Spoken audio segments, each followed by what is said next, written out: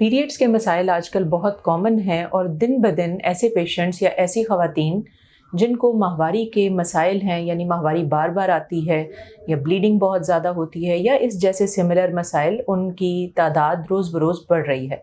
आज के सेशन में हम पीरियड की एबनॉर्मेलिटीज़ के बारे में बात करेंगे।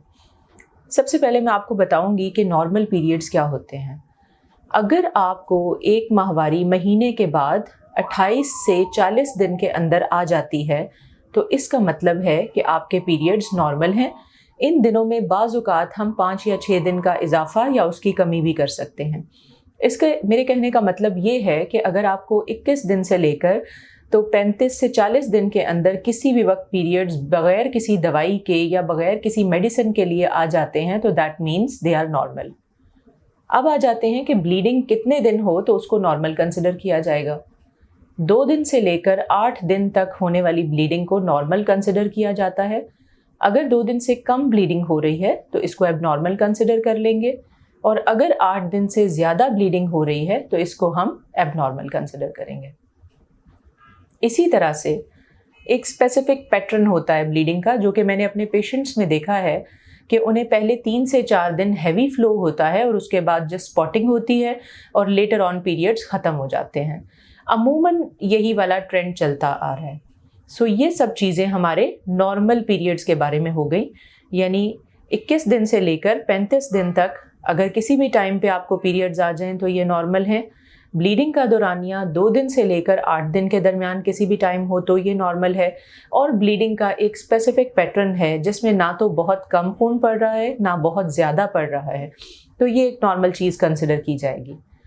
अब आप एब नॉर्मल पीरियड्स के बारे में जान चुके हैं। अब मैं आपको बताऊंगी कि एब नॉर्मल ब्लीडिंग या माहवारी के जो मसाइल आजकल डेवलप हो रहे हैं वो क्या हैं।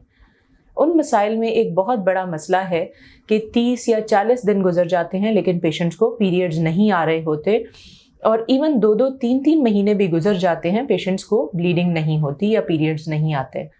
इसी तरह से अगर आपको बार बार या जल्दी जल्दी पीरियड्स आ रहे हैं और ब्लीडिंग हो रही है तो ये भी एक एबनॉर्मेलिटी है और इसके लिए भी डॉक्टर को दिखाना बहुत ज़रूरी है। इसी तरह से अगर आपको जस्ट एक दिन स्पॉट लग रहा है, ऑल्दो हम उससे पीरियड ही कंसिडर करेंगे, लेकिन ये यकीनन कोई ना कोई मसला है जिसके लिए आपको अपने कंसल्टेंट को दिखाना ज़रूरी है। इसी तरह से अगर आपको 8 दिन से ज़्यादा ब्लीडिंग हो रही है, यानी 10 से 15 दिन तक ब्लीडिंग कंटिन्यू रहती है, तो इसका मतलब है कि इसके लिए भी आपको कंसल्ट करने की ज़रूरत है। ब्लीडिंग का एक स्पेसिफिक पैटर्न नॉर्मली चल रहा होता है कि पहले 3 या 4 दिन हैवी ब्लीडिंग होगी और उसके बाद स्पॉटिंग की तरफ आ जाएगा। ये हर इंडिविजुअल में, यानी हर खातून का एक डिफरेंट पैटर्न होता है जिसके हिसाब से उसको ब्लीडिंग हो रही होती है। अगर आपको अपने पिछले पैटर्न से बहुत ज़्यादा ब्लीडिंग शुरू हो गई है या बहुत कम ब्लीडिंग शुरू हो गई है, दैट मीन्स कि कोई ना कोई अंदर प्रॉब्लम या एबनॉर्मेलिटी है जिसके लिए कंसल्ट करना बहुत ज़रूरी है। मुझे उम्मीद है कि अभी तक के सेशन में आप नॉर्मल और एबनॉर्मल पीरियड्स के बारे में जान चुके होंगे। एबनॉर्मल पीरियड्स की बहुत सी वजूहात होती हैं जिनके बारे में मैं कोशिश करूँगी कि आपको थोड़ा सा गाइड कर दूँ। उसमें स्ट्रेस और एंग्जाइटी फैक्टर बहुत इंपॉर्टेंट है, जो कि ब्लड में एक हार्मोन प्रोलैक्टिन की मिकदार को बढ़ा देता है। इसके अलावा अगर आपके पीरियड्स अभी अभी शुरू हुए हैं, यानी आपकी एज 13, 14 या 15 साल है, तो भी ये एबनॉर्मेलिटीज़ हो सकती हैं, या आपकी एज 45 से ऊपर है और आपके पीरियड्स बंद होने वाले हैं तो भी ये प्रॉब्लम्स डेवलप हो सकते हैं। इसके अलावा अगर आप अभी रिसेंटली बीमार हुई हैं या खुदा न खास्ता जैसे टाइफाइड हो गया या कोई और बीमारी है जिसके लिए आपने मेडिसिन का यूज़ किया है, हैवी मेडिसिन का, तो उसकी वजह से भी पीरियड्स इरेगुलर हो जाते हैं।